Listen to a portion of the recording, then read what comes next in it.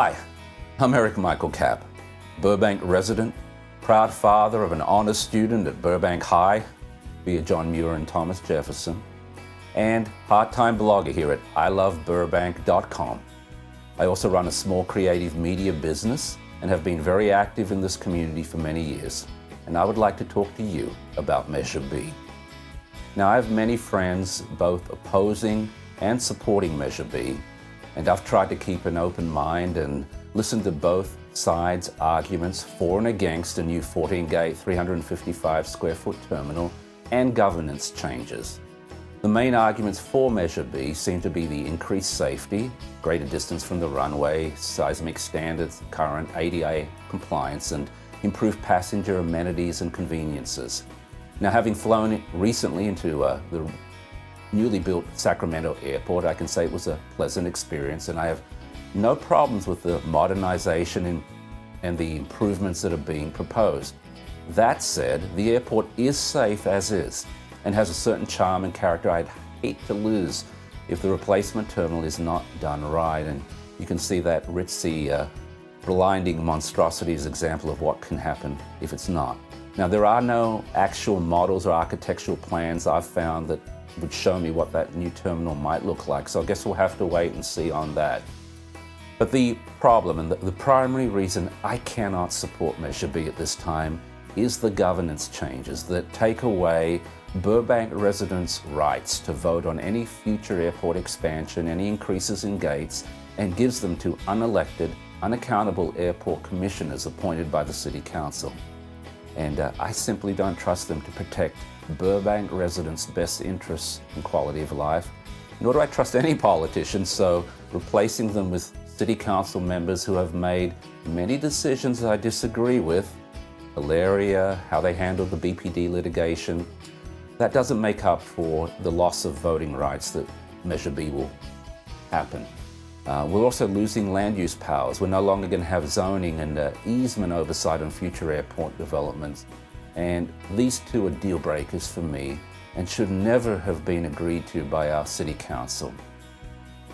Now, there are many other concerns I have. The measure was rushed onto the crowded November ballot instead of being voted on during our local city elections next spring, where the topic could have been debated in much more detail.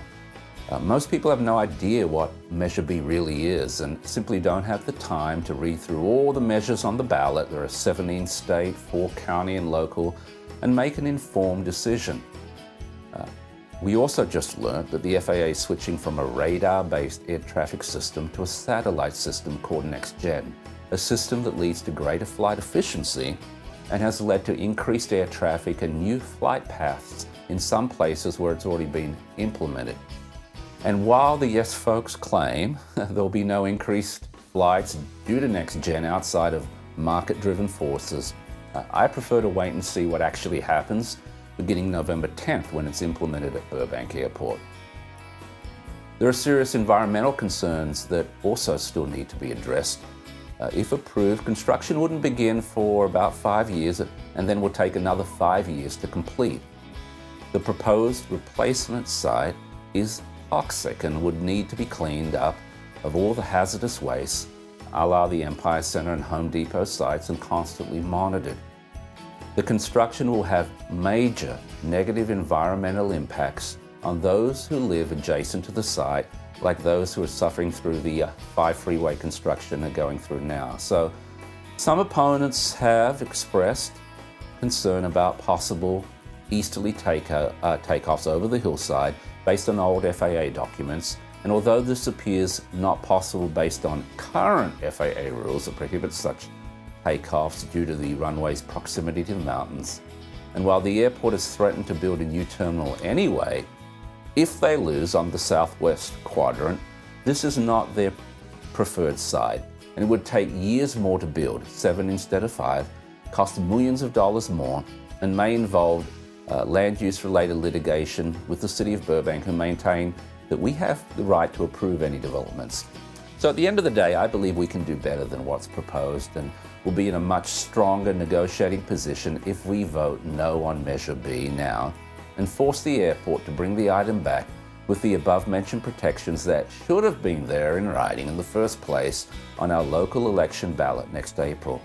These protections should include a written guarantee that the number of gates can never be increased under any circumstances, or that any increase would require a vote of the people, that the supermajority will remain, as the decisions the airport authority make have far greater impacts on Burbank residents than those in Glendale and Pasadena, that we retain existing zoning oversight, and that the ongoing efforts continue regarding the curfew, even though I don't believe we'll ever get a mandatory one, that we get some actual architectural plans and models of what the replacement terminal might look like, and that there is a written guarantee that there will never be flights taking off to the east, regardless of the FAA, and no commercial flights landing from the east ever.